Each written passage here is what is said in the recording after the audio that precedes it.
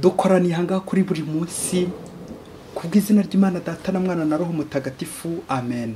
Amahoro bana b'Imana, ni muhumure dutwaze dukomere ku rugamba hamwe na Yezu. Kuri wa kabiri cyumweru cya mbere gisanzwe tariki 11 Mutarama 2022.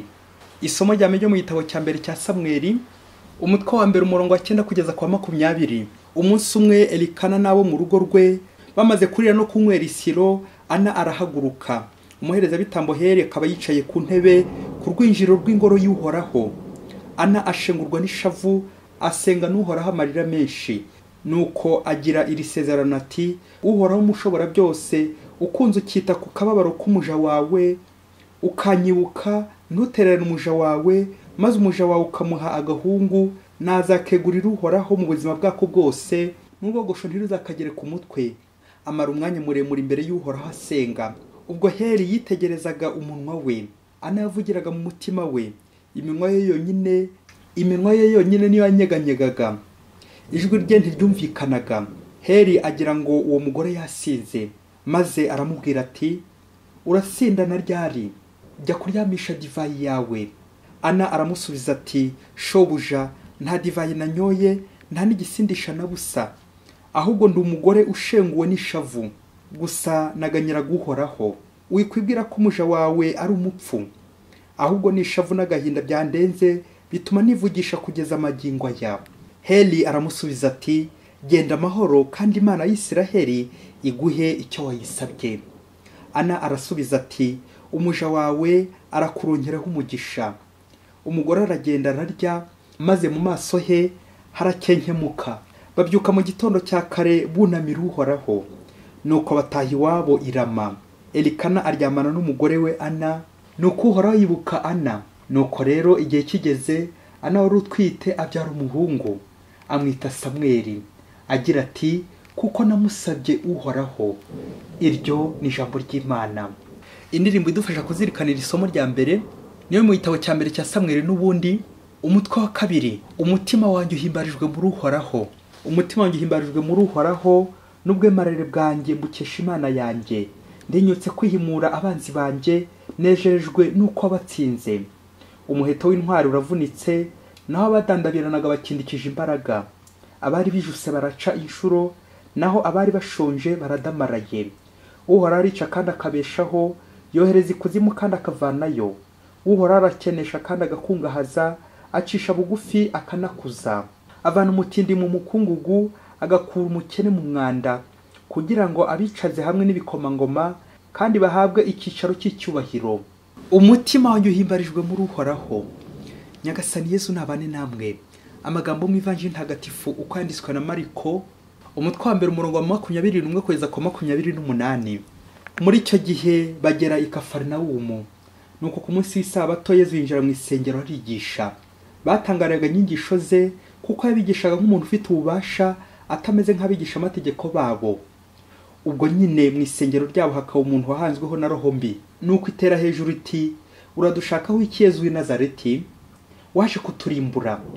Nzi uwo uriwe, uri intungane y'Imana. Yezu ayibwira yikangara ati, ceceka kandi uve muri uwo muntu. Nuko iyo roho mbi iramutigisa cyane, imusohokamo ivuza induru. Bose barumirwa, bituma babazanya bati, ibi ni ibiki? Mbega inyigisho nshya itanga mu bubasha. Arategeka na roho mbi zikamwumvira. Nuko bidatinze inkuru ye ikwira mu ntara yose ya Galileya. Iyo ni Ivanjili ntagatifu. Nuko bidatinze inkuru ye yose ikwira mu ntara yose ya Galileya. Bana b'Imana, Imana ni igitangaza. Nituyikomereho buri munsi kuko nta cyayinaniye. Bakristo bavandimwe, Imana idukora ibitangaza byinshi, ariko shitani nayo iri gukubita agatoki ku kandi ishaka guturindagiza. Muri amasomo tujye kuzirikana ku bitangaza by'Imana, ibitangaza Imana idukorera, ariko bikababaza shitani. Iyo turi kuvuga Imana, shitani ntabwo yishimye. Iyo twishimye, shitani bibabaye. Ngo umunsi umwe umugabo aherutse kugira amatsiko, ngo areba muri telefone y'umugore we, ngo arabizina umugore yaba yaramwise. Dore ko uyu mugabo yakekaga umugore ko yaba amuca inyuma, ntamushire amakenga. Nuko koko yabikekaga, asanga umugore yaramwise ngo Sheri Zeru. Nuko umugabo akibona iryo zina arabishararakara, atangira gutukana bikomeye, yanatukana no ku babyeyi. ngo umugore agatinyuka bene aka kanyana akamuhindura zeru, ngo ubwo ikimenyetso kiragaragaye nuko hari sheri wundi wa mbere. Wa mugabo n'umujinya mwinshi ntiyongera kuvugisha umugore we, atangira no kumena ibintu byose asanze, yewe n'ibiryo bamuhaye akabimena. Nuko babaho muri uwo muguruko, bamaze amezi 3 bari kuri uwo muguruko. Wa mugabo n'umujinya mwinshi atazana indaya, aza yishongora kuri wa mugore ati, wampinduye zeru, none dore nanze agasuzuguro kawe, nanjye naguhindura zeru urebye nabi, nanjye ubu ngukubye na zeru. Nuko umugore aramusubiza ati, nanditse sheri zero kuko zeru igisobanuro cyayo nayihaye ni izingiro, ni point de repère, ni centre, ni pfundo, ni isoko. Rero kuri ngewe nta mugabo ushobora gukuruta ku isi yose, uri izingiro, uri ishingiro, uri intangiriro yanjye. Nta wundi rero nabona nakunganya nawe, yewe urenze kuba uwa mbere mu buzima bwanjye. Na niyo mpamvu nakwise iryo zina sheri zeru, kuri ngewe uri ntagereranywa nyine. Wa mugabo wumvise ibisobanuro byiza by'iryo zina rye umugore yamuhaye, birumvikana isoni nyinshi ziramubumba, agira ikimwaro nk'icy'imisaraba 10. Murumva ko gikurikiyeho yahise asezera yandaye igenda amaramasa ubudakora hasi, nuko apfukama imbere y'umugore amusaba imbabazi. Murumva ababyeyi, uyu mugore ari mu byishimo ko afite umugabo mwiza, sheri zeru. Ariko shitani gatanya diviser ishakisha uburyo byose yabicamo, ubundi ikabihindura umuyonga, urwara urukundo rugahinduka urwango, ikarukuba na zeru. Ngiye shitani icungaho ikiza kiri ikaza gukimunga, ikazana amacakubiri, ikazana ikibi, ikazana amashitani bene wabo. Nawe umukristo nugera mu byishimo cyangwa igihe cy'amahoro, igihe uzumva utekanye umeze neza, kabaye uzibuke kutarageraho shitani itatera ibuye. Kaza rero urugamba hamwe n'Imana. Mu isomo rya mbere ry'uyu munsi turazirikana igitangaza gikomeye Imana yakoreye uyu mubyeyi Ana, imukuye ku gisuzuguriro. Ana wari ingumba, none Imana imuhaye umwana Samweli. Shimwa Mana warakoze. Erikana ko je twabizirikanye yari afite abagore babiri, Ana na Penina. Penina yari afite abana, naho Ana nta kana na kamwe yari afite. Penina yari afite shitani, nanjye kuvuga shitani w'ingore, wamuteraga guhora yandagaza Ana, amushinyagurira, akamukwena, akamwandagaza. Penina kibagiza ko atari Ana wabyigize. Ubwo Ana birumvikana nk'umuntu agashengurwa n'agahinda, akarira bikomeye. Yaje kwigira inama, nanjye kuvuga inama ya kigabo, yigerera ku isoko, ya soko, ya centre, ya point de repère. Asigara mu ngoro umwanya muremure ari kuririra Uhoraho, atakambira Uhoraho. Ubwo yasengaga aganyira Imana, atura Imana ishavu yari afite. Hera umuhereza bitambo we agira ngo yasinze, nyamara karagahinda. Hera amaze kumenya icyifuzo cye, akimugereza hehe? Ku Mana. Aramusubiza ati, genda amahoro, kandi Imana ya Isiraheli iguhe icyo wayisabye. Amen, amen. Ngo kuko abasaseridoti abihaye Imana batakambira Imana, bakayitakira bayiganyira, bayigezaho ibyifuzo by'imbaga. Umusaseridoti agahuza Imana n'imbaga. Umusaseridoti ntiyitwa nzisabira, ntabwo yibereyeho ubwe, ahubwo yitwa dusabe Imana, kuko abereyeho nyine imbaga. Nidusabira abandi, duheke abandi mu ngo by'isengesho, tubarinde sekibi ubaburagiza, uri kubaririra. Amen. Uhoraho yagobotse Ana, amukorera igitangaza gikomeye, amuha umwana Samweli. Shimwa Mana warakoze. Iki nicyo gisingizo cya Ana, umutima wanjye uhimbarijwe muri Uhoraho. Amen. Iyo ndirimbo ya Ana asingiza Imana kuko yamugobotse. Mu ivanjiri y'uyu munsi Yezu ari mu mirimo yose. Cyumweru twahimbaje batisimuye, wa muntu nyine umaze gutagatifuzwa, urangwa n'amahoro, ishyaka ry'ubutumwa. Ejo hashize kuwa mbere twatangiye igihe gisanzwe cy'umwaka liturujia, umwaka se, icyumweru cya mbere, aho Yezu atangira ubutumwa mu Galileya, atora intumwa nye za mbere. Uyu munsi naho turamumva akomeza ubutumwa bwe bwo gukiza, domination sur Satan. Yezu arakora igitangaza kubera ububasha bwe, akiza umuntu wari yohanzweho na roho mbi, amashitani babyeyi. Yezu arakangara roho mbi ati, ceceka kandi uve muri uwo muntu. Amen. Yezu afite ububasha kuri roho mbi, Yezu nta cyamunaniye. Muri amasomo atagatifu abantu babiri Imana ikoreye ibitangaza, ari Ana ari n'uwo wari yohanzweho na roho mbi, bose babikesha ingoro, le temple. Ibitangaza byombi yabereye mu ngoro. Bari bafite ibibazo, none babizanye mu ngoro kubyerekeye Imana.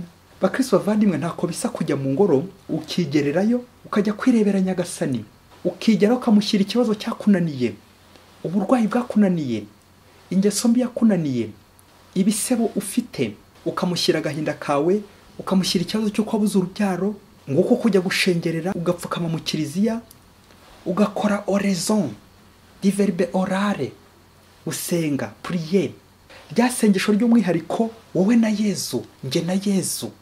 Yezu ukamubwira akakuri ku mutima mwisanzuye mwembi mwenyine, kwa kundi ana nyina asigara mu ngoro wenyine hamwe n'Imana. Naho iherereye mu kivunge mwajyanye n'abandi muri za groupe bikagarukira aho ngaho, c'est danger de mort. Aho haba hari ikibazo. Ni nk'abo bakristo nyine bo ku cyumweru, babandi utamenya ugukubisa haturutse, ndumenya shitani guteye aho ikomotse. Ya shitani ishobora no komokera kuri rya zina rya Sherizeru, akomokera ku kwirara kwawe, kwiyemera, kwikuza. Nuko shitani yakugeraho nyine ikaguhombya, ikanaguhombora. Ngo umunsi umwe ngo umugabo ari gutembera mu ishyamba, ngo aza kubona ikiringiti cyanditseho ngo ndi shitani ndasinziriye. Ngo umugabo biramutangaza cyane, agira amatsiko kujya kureba shitani, ya matsiko ababyeyi tugira. Nuko ashirika ubwoba, arayegera arayibaza ati uri shitani? Shitani amusubiza iti yego, urabyivukiye. Undi yongera ati noneho kusinziriye habaye iki? Shitani ngongera amusubiza iti abantu muri abana beza, musigaye mwibwiriza icyo nakababwiye, wa mwana wibwiriza. Kubw'iyo mpamvu rero nibere muri konji, ko mfite nyine bari kunkorera. Babyeyi, wasanga nanjye narasigariyeho shitani, kandi byababa. Kumanywa ngakorera Imana, nkaririmba, nkajya muri korari, nkajya mu misa, nkajya mu masengesho, ariko nijoro ngatahira ku kiraka cya shitani. Babyeyi bavandimwe no kwitonda, akenshi ari ubwo abantu twibeshya, ukunze kwemeza ko umuntu wabaye amashitani, ari uko tubonye atangiye kwiruka ku musozi, atangiye gutora amashashi, nuko tukatangira tukamutabariza, abamusengera, tukamujyana mu byumba, abandi tukabohereza nk'indera, tukamwirukansa ngo ahandi Imana zivuga. Nyamara umuhanga yaravuze ati abantu benshi turwaye amashitani, ariko icyo turushanwa no kwiruka no kuremba. Aha, nyamara abakristo haje ubundi bwoko bwa shitani, shitani z'ibiduma. Shitani asigaye yishima kugeza nubwo yiryamira, kubera ko afite abambari be yizeye, abakozi yizeye, afite abakozi bamufasha, babandi yohereza mu ntara no mu turere, we akiruhutsa, akiryamira. Umuhanga wundi yaravuze ati ngo kimwe bizakubwira ko ukiri umukristo, ntago ari kuzaba uri mu mudendezo, uri mu mahoro, uri mu byishimo, ahubwo ni urugamba uzaba uri kurwana. Ngiki gipimo babyeyi, urugamba rwa roho. Nuko nawe ugahoza shitani ku nkeke, ntasinzire. Nguko ukarwana urugamba rw'umubiri, ukarwana urugamba rw'icyubahiro, amakuzo, ukarwana urugamba rw'inshuti zigushuka zikagushora, zikakuyobya, ukarwana urugamba rw'ibigare, ibigare by'ubusinzi, ibigare by'ubusambanyi, ibigare by'indaya, kuzana indaya, ngo kubera ko bakwise Sherizeru.